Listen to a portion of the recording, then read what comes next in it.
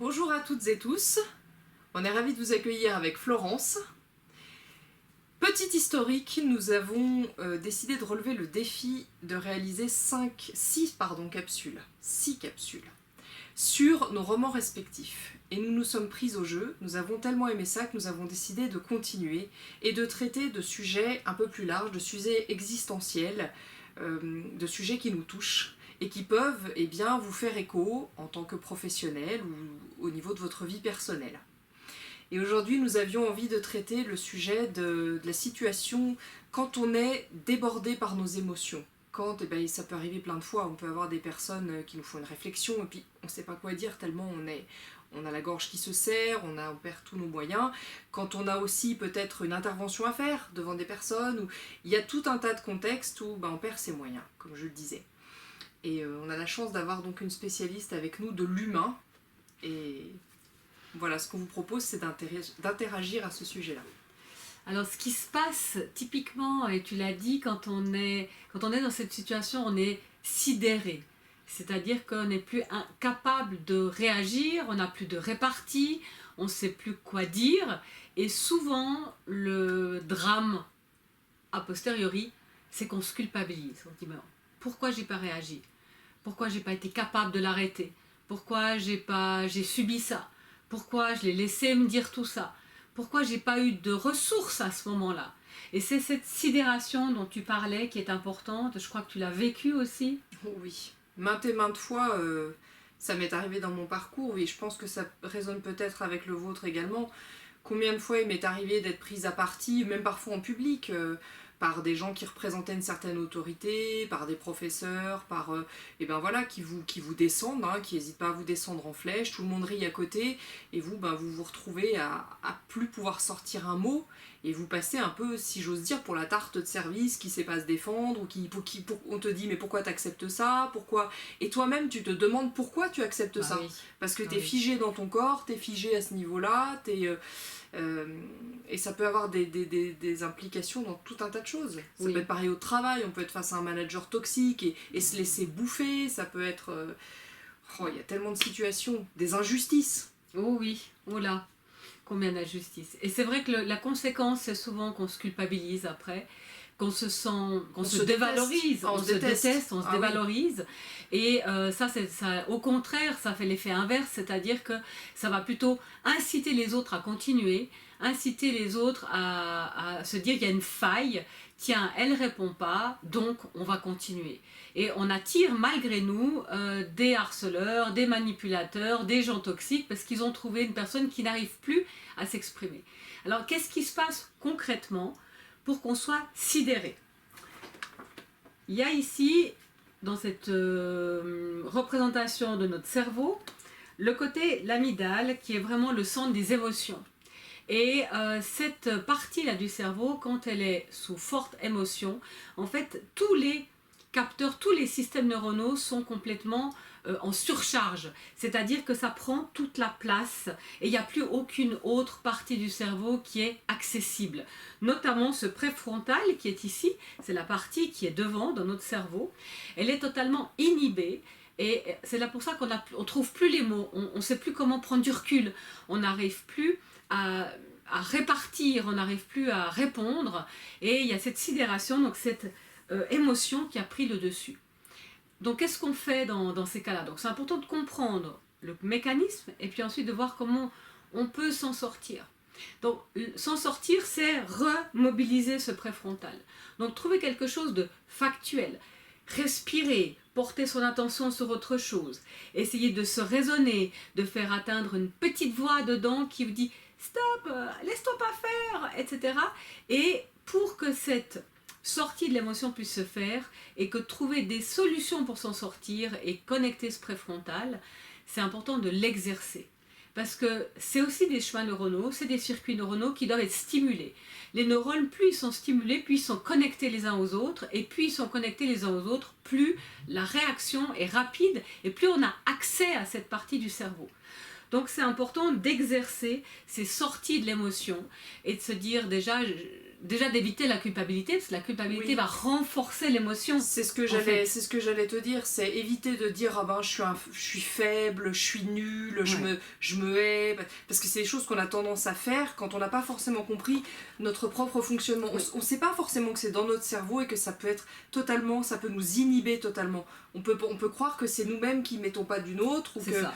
ou qu'on est né comme ça alors qu'en fait il n'y a aucune raison effectivement de se faire porter le chapeau. C'est plus fort que nous. Quand on a ces moments où on est figé, ben, c'est parce que le cerveau, comme tu disais, s'emballe tellement que ça, il y a une espèce de, comment dire, de coupure. Ouais, c'est une inhibition, c'est vraiment une inhibition Oui. purement biologique. Et donc, c'est vrai que donc, on n'est pas nul, on n'est pas sans. Quand les gens disent j'ai pas de répartie, ça se travaille. Je suis nul? Non, non, on n'est pas nul.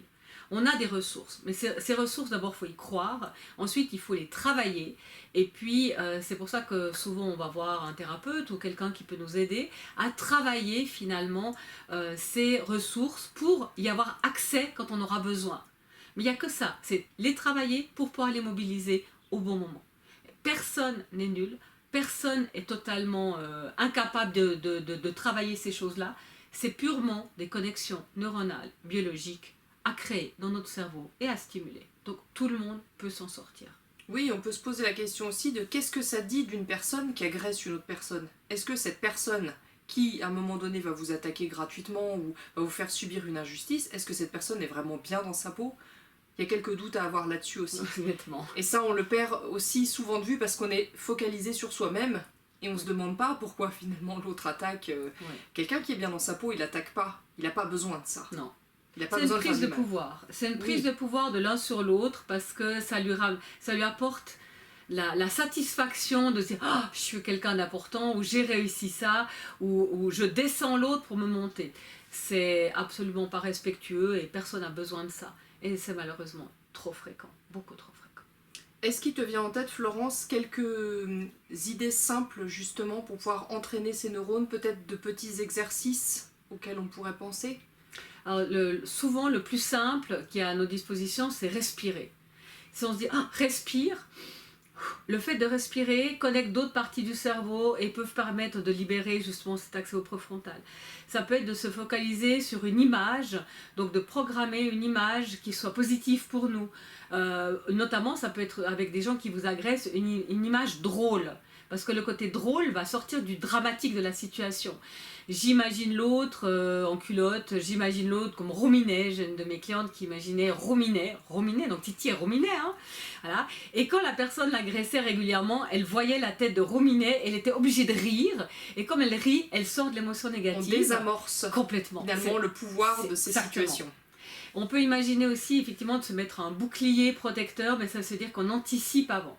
Mais avoir en tout cas une image, quelque chose qui désamorce totalement cette situation dramatique. Et souvent le rire et l'humour, ça marche très bien. Donc quelque chose d'imaginer, et vraiment là il y a beaucoup de possibilités. Hein. Dans des choses les plus folles, j'ai même vu quelqu'un qui imaginait un zébulon sortir de sa boîte avec un ressort pour les plus âgés qui ont connu Pollux et Zébulon et Margot. Voilà. Ça peut marcher aussi.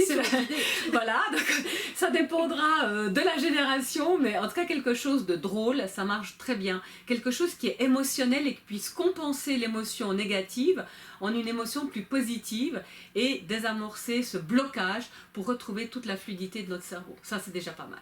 Et pour finir, peut-être pour conclure aussi, l'écriture peut aider parfois également. Moi je sais que ça m'est arrivé d'écrire des lettres, évidemment que je n'ai jamais envoyées, mais des lettres symboliques, Oui. comme on disait tout à l'heure, à une personne à qui on a envie a posteriori de dire ce qu'on a sur le cœur et ce qu'on n'a pas pu faire par le passé, eh bien on peut toujours l'écrire. Et c'est vrai que ça aide de sortir aussi les mots. Donc il y a tout un tas de possibilités assez extraordinaires. Faire du théâtre aussi, ça aide. Ça aide à s'accepter davantage et ça aide à relever des défis et ça aide aussi à s'ancrer, surtout dans le présent. Ça peut permettre de reprendre possession aussi d'une partie de son corps, de son être. Ouais. Alors il y a les qu'est-ce qu'on fait sur le moment, puis après il y a qu'est-ce qu'on fait après. Voilà. Et après il y a toujours possibilité de parler à la personne de manière symbolique, de manière réelle. Les personnes des fois se rendent pas compte. Et certaines sont accessibles et peuvent l'entendre et sont toutes malheureuses d'avoir mis la personne dans cette situation-là. mais d'autres, on n'y arrivera pas, soit c'est trop douloureux, soit la personne n'est pas réceptive, et le symbolique aide énormément. On peut lui rendre ses paroles, on peut lui écrire, on peut lui parler symboliquement. Il y a vraiment, le travail symbolique en fait effet sur une partie de notre subconscient ou de notre inconscient. Je n'irai pas voir les subtilités là au milieu, et nous permettre à nous d'être en paix, à nous de faire le deuil, et tant pis si l'autre, on ne lui a pas dit directement, l'important c'est de pouvoir pardonner à soi, d'être en paix avec soi, et de se dire que la prochaine fois, voilà, ça ne marchera pas. Et dans une troisième étape, c'est le conditionnement. Toi, la prochaine fois que je te vois, ça ne marchera pas. Tu me feras plus ce coup-là, parce que ça ne marche pas. Je marche devant toi, je suis droite. Et tes attaques ne fonctionneront pas. Donc en fait, on arrive à s'auto-imaginer la situation. Et du coup, moi j'ai beaucoup vécu ça personnellement ou avec mes clients. On dégage totalement autre chose et la personne ne se permet plus ce genre de choses parce qu'elle sent qu'on dégage autre chose. On est la petite chose apeurée, dire j'y arriverai pas. On dégage déjà, toi tu me le fais pas. Et il le sent et il le voit. Et en général, c'est assez efficace. Miraculeusement, il n'y a pas d'interaction négative. Parce qu'on a bien préparé le truc, on est prêt. Et ça se sent, et ça se voit. Il suffit parfois de peu de choses pour tout changer. Ouais. Donc à travailler. Beau message d'espoir. Et bien à la prochaine. À la prochaine. Pour un autre sujet passionnant.